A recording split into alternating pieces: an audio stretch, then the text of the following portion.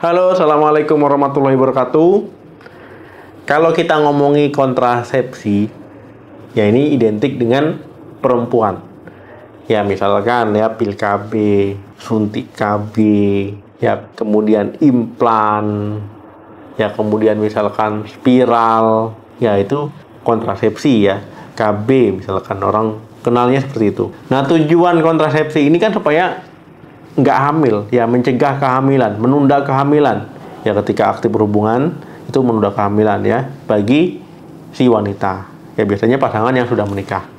Nah tetapi pria pun ini ada kontrasepsinya. Nah jadi bukan hanya wanita ya, pria pun juga ya supaya tidak hamil ya si wanita ketika berhubungan.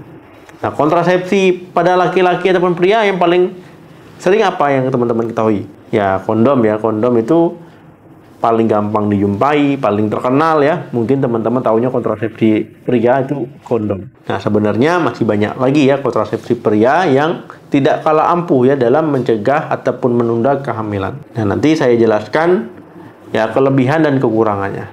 Yang pertama, kondom. Nah, teman-teman ya penggunaan kondom ini gampang ya.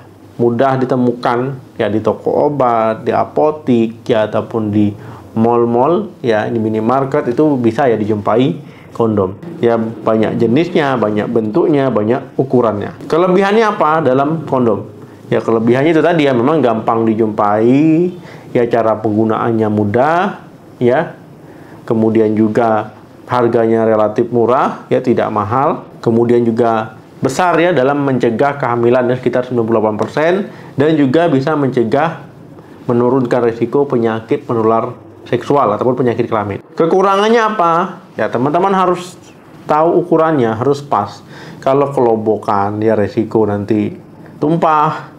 Kalau kesempitan resikonya nanti sobek ya, bisa hamil juga dua-duanya. Ataupun misalkan teman-teman memakainya itu terlambat ya, misalkan sudah mau selesai baru dipakai, ya itu juga resiko terjadi kehamilan. Kemudian ada info yang saya dengar ya, kalau seandainya kondom itu bisa digunakan berkali-kali. Nah ini keliru ya, padahal itu hanya sekali penggunaan ya, walaupun dengan pasangan yang sama.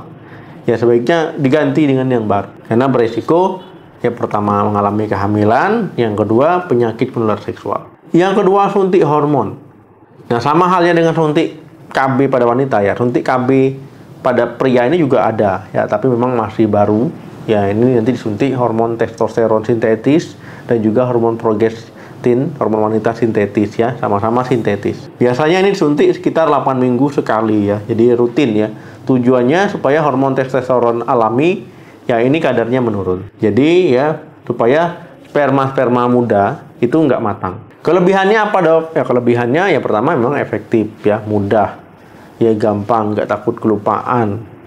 Ya kemudian juga efisien. Kekurangannya apa? Ya kekurangannya memang harus tepat waktu ya. Kemudian hormon ini biasanya mempengaruhi ya hasrat seksual bisa menurun, nggak nafsuan, ya nggak semangat ketika berhubungan seksual. Dan yang nggak bisa melindungi dari penyakit menular seksual. Yang ketiga, senggama terputus. Nah, jadi senggama terputus ini yaitu dikenal dengan ejakulasi di luar ya. Ya artinya ejakulasi bukan di dalam ya si wanita. Nah, ejakulasi ini ya ini paling banyak digunakan dan juga metode tertua ya.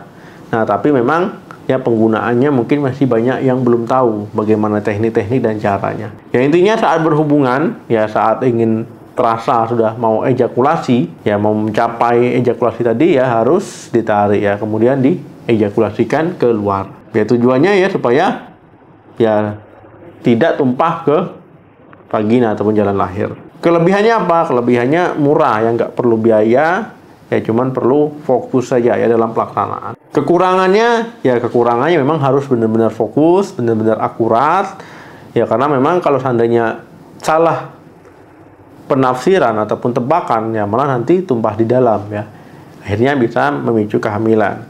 Nah jadi memang harus benar-benar profesional ya. Jadi ketika sudah mau terasa langsung ditarik keluar. Nah tapi ini kekurangannya juga tidak bisa mencegah penyakit menular seksual ataupun penyakit kelamin. Yang keempat, vasektomi.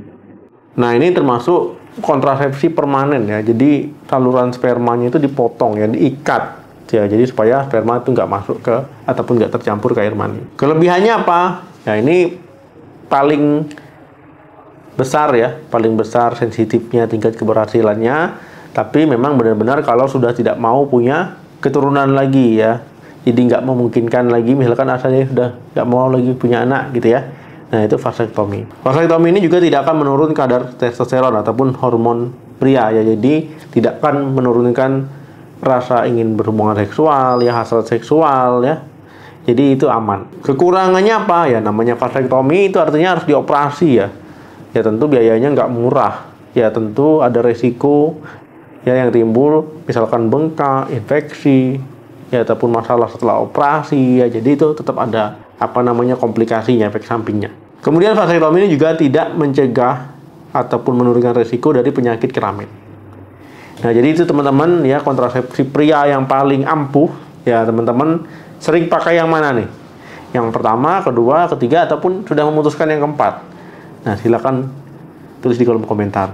Atau ada tambahan yang lain? Ya, mungkin biar sama-sama saya tahu ya. Tulis juga di kolom komentar ya. Terima kasih yang sudah menonton video sampai habis. Jangan lupa like, share, dan komen. Sampai ketemu lagi di video saya selanjutnya. Salam sehat, sampai jumpa.